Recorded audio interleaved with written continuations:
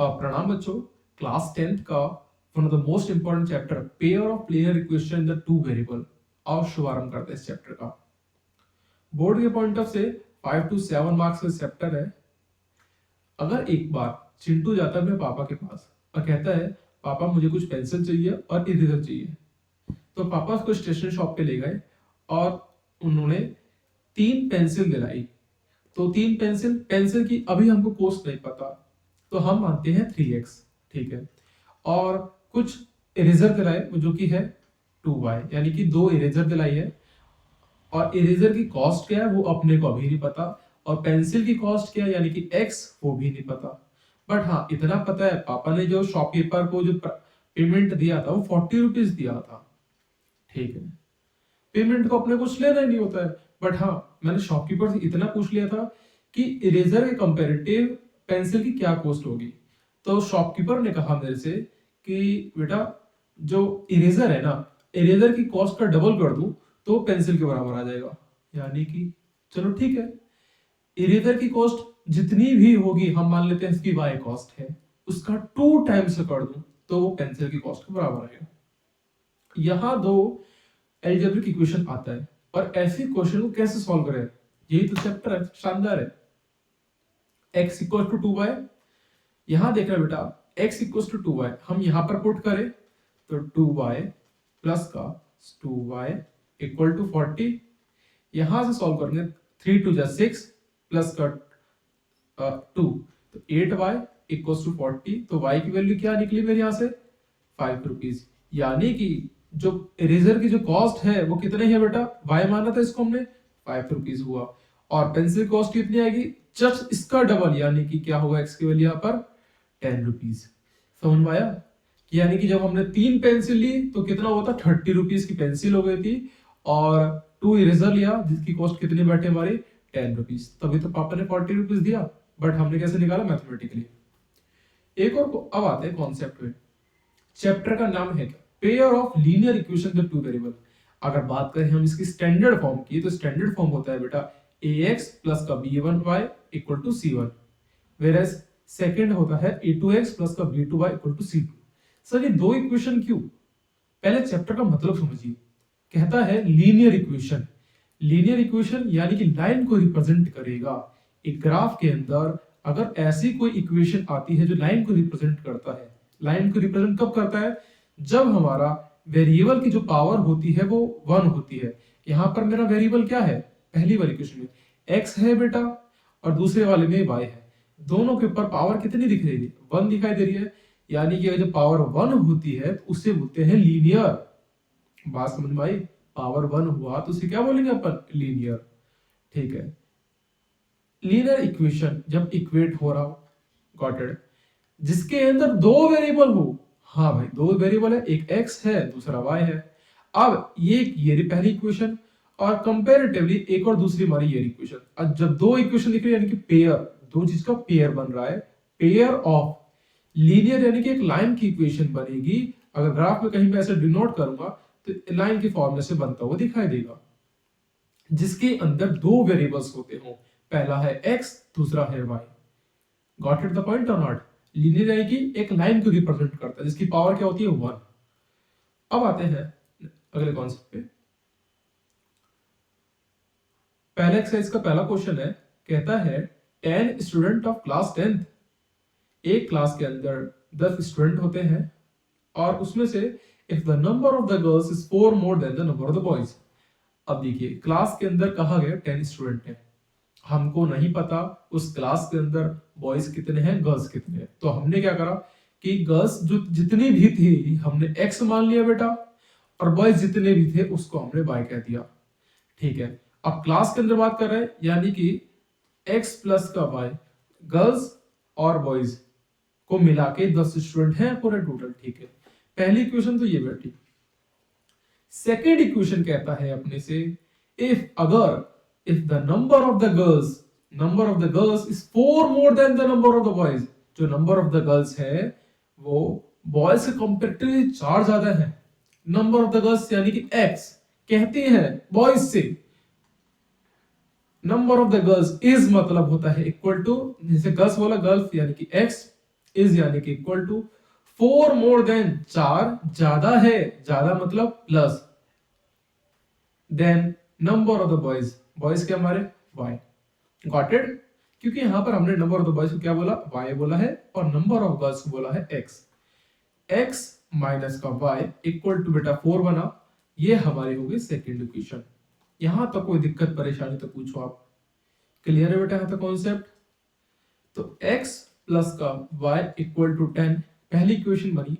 इस इक्वेशन को कहा गया इसने ग्राफिकली सॉल्व करो, यानी कि x की वैल्यू क्या होगी और y की वैल्यू क्या होगी वो ग्राफिकली बताना है आपको। चलो ठीक है, x की वैल्यू बेटा इस इक्वेशन में, इस वाली इक्वेशन में अगर हम यहाँ पर 0 पुट करते हैं तो मेरा y क्या निकल के आएगा, y क्या निकला बेटा 10। अगर मैं y को 0 कर देता हूं तो मेरा x क्या निकलेगा 10। क्लियर है बेटा यहाँ का कॉन्सेप्ट? ठीक है। सेकंड है x माइनस का y इक्वल टू 4।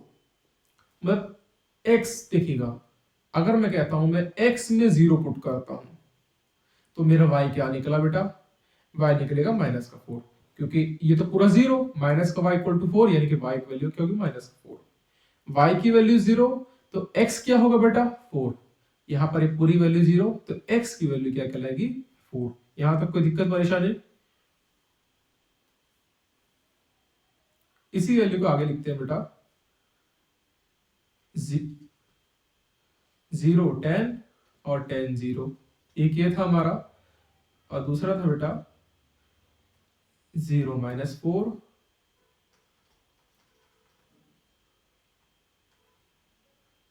4 और 0। अब देखना x एक्सिस पर 0 और y पे 10, y पे 10 बेटा कहां होगा ये बताओ ग्राफिकली, x एक्सिस पे 0 y पे 10 यानी ये पॉइंट बनेगा बेटा x पे 0। कई बार बच्चों को डाउट होता है कि सर x पे 0 और x का 0 समझ में नहीं आता। एक मिनट समझना इस बात को आप, ये बेटा इधर वाली लाइन को x एक्सिस बोलते हैं, इधर वाली लाइन को हम y एक्सिस माइनस का x एक्सिस बोलते हैं। ये बेटा y एक्सिस होता है और ये मेरा माइनस का y एक्सिस होगा। अब मैंने पूछा बेटा x एक्सिस में 1 तो यानी कि ये रहा, x एक्सिस में 2 ये रहा, 3 ये रहा, 4 ये रहा, ऐसे 1 2 3 4 ऐसे चलता गया। बट मैंने पूछा बेटा 0 कहां पर दिखाई देगा, सर 2 से पहले 1 आएगा, 1 से पहले भी आएगा, 1 से पहले यानी कि इस पॉइंट पे 0 बना, यानी कि पूरी जो मेरे y एक्सिस की जो लाइन दिख रही थी वो किसके लिए 0 था, x के लिए 0 बन गया बैठा था। तो इसी ने कहा कि सर x पे 0 y पे 10 यानी कि ये पॉइंट क्या है अपना 0,10, क्योंकि यहाँ पर 1 होगा, यहाँ पर 2 होगा, इधर 3 इधर 4, 0 तो इसी पे इसी लाइन पे होगा ना। ठीक है, x एक्सिस पर 10 और y x एक्सिस पर 10 तो ये रहा, और y ने शुरुआत अपनी जिंदगी करी थी 0 1 2 3 4 5 6 और चलते गया। तो यहाँ पर एक पॉइंट बना मेरा 10,0। यहाँ पर बेटा ये 0 लिखा है, सॉरी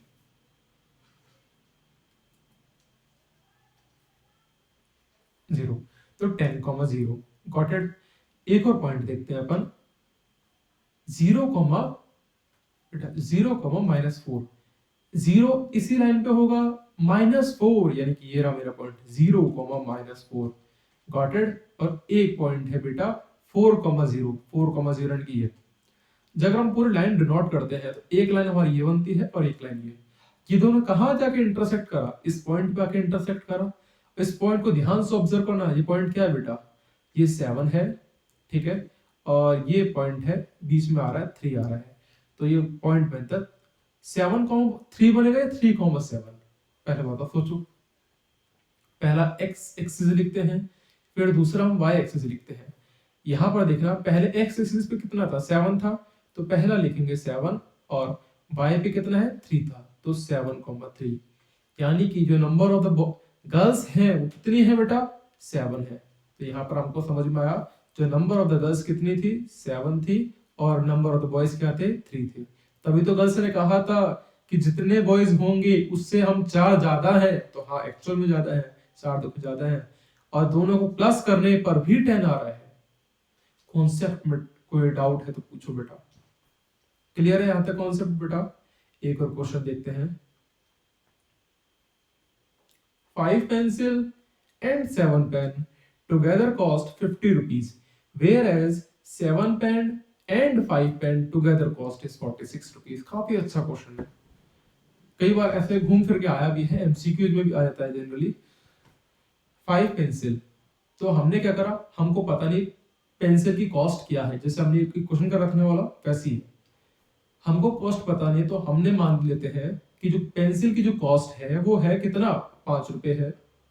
सॉरी पेंसिल की जो कॉस्ट है वो x रुपीज मान लेते हैं, अपने को नहीं पता, ठीक है। और पेंसिल की पेन की जो कॉस्ट है वो y रुपीज है।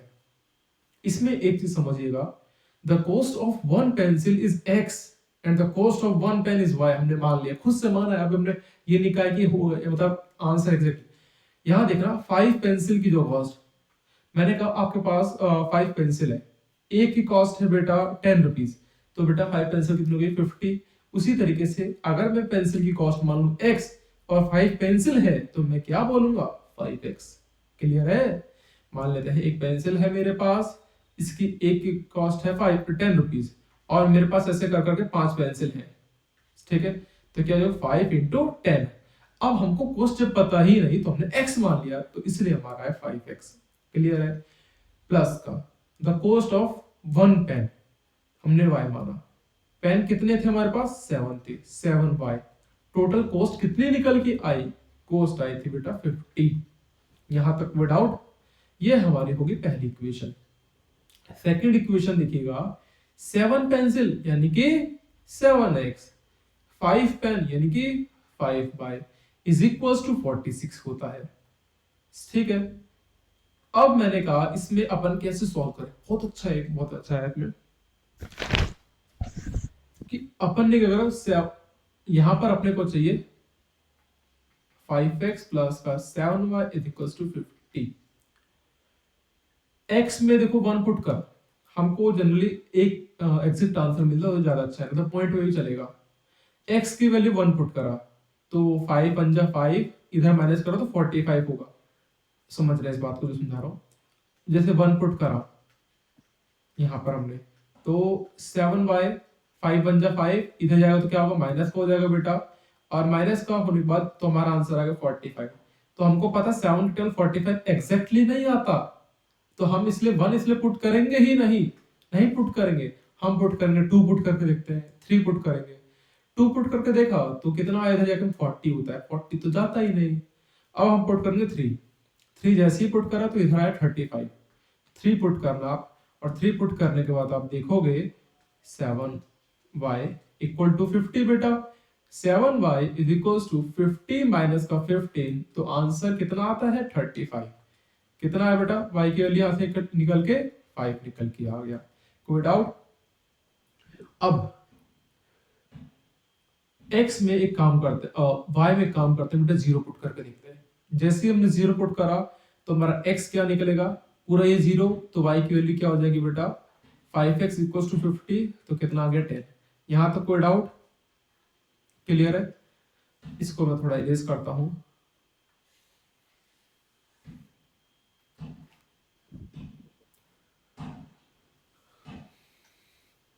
एक और इक्वेशन देखो, दूसरी थी 7x प्लस का 5y इज इक्वल्स टू 46। अब एक काम करते हैं, इस वाली इक्वेशन में भी हम जैसे यहाँ पर 3,5 है ना, कहीं ना कोई एक पॉइंट लाई करना होगा। देखो x की वैल्यू 3 यहाँ पर पुट करा, तो देखो क्योंकि 1 रखेंगे तो उधर जाके हो जाएगा 39, 5 के टेबल में आता ही नहीं। हम पुट करें, पहले हमने 3 पुट करा बेटा, 7 × 3 प्लस का 5y इक्वल्स टू 46। सर आपको कैसे पता कि हमको 3 ही पुट करना, ये भी क्वेश्चन है बेसिकली। एक बार सोचना यहाँ पर 1 पुट करता हूं, तब क्या मेरा एग्जैक्ट आंसर निकल के आएगा? ट्राई करो। 7 1 7, इधर गया माइनस में जाएगा तो 39 आएगा। 39 5 के टेबल में आता ही नहीं है, जब आता ही नहीं है तो एग्जैक्ट आंसर नहीं आएगा। 2 पुट करोगे तो तब भी नहीं आएगा। 3 पुट करने पे 21 आएगा, 21 उधर जाके हो जाएगा माइनस में 25 आ जाएगा। तो यानी कि 3 रखने पर मेरा 5 निकल के आएगा। देखो आप यहाँ पर 21 हो, 21 उधर जाके क्या होगा माइनस में, 46 माइनस का 21 तो कितना है 25, कैंसिल आउट हो गए 5 आ जाएगा। एक और बेटा, अगर हम ऐसे 4 रखो, 5 रखो, 6 रखो, 7 रखो, 8 रखो, सर कब तक रखेंगे, कैसे पता चलेगा? आप पॉइंट पे रख लो या कुछ भी, मर्जी आपकी। अब देखना मेरा इस बात को, हमने जब एक बार हम क्या करते हैं, पुट करते हैं, सो 8 पुट करके देखते हैं। 7 इंटू 8 प्लस का 5y इज इक्वल टू 46। 7 8 जा 56 होगा, और 56 तो उधर क्या होगा, माइनस का 5y is equal to 46 minus का 56, तो माइनस का 10 इक्वल टू y निकला। तो बेटा y की वैल्यू कितनी आई मेरी, माइनस का 2 निकला। कब, जब मैंने 8 पुट करा। सर 8 कैसे पता चला आपको 8 ही पुट करना था? ये क्वेश्चन बहुत अच्छा है, इसमें समझना आपने ये बात। 7 इंटू 8 प्लस 5 है। जैसे मैंने 8 पुट करा, 7 8 जा 56, 56 और इधर था मेरे 46। हमको पता है 46 के रिगार्डिंग कोई नंबर चाहिए, क्योंकि 5 का मल्टीपल होना चाहिए। तो 5 का मल्टीपल यानी कि 56 माइनस का 46, तो कितना 10 में आएगा। अगर मेरा इन केस 56 की 76 आता, 86 आता, 96 आता, तब भी ना नंबर कैंसिल आउट होके प्रॉपर नंबर आता है, जो कि 5 का मल्टीपल होता। कैसे निकाला, बात समझ में आई मेरी? मेरे को ऐसा आंसर चाहिए था कि भैया उधर जाके ना माइनस होके 5 का मल्टीपल्स में आंसर आ, इसीलिए कहा।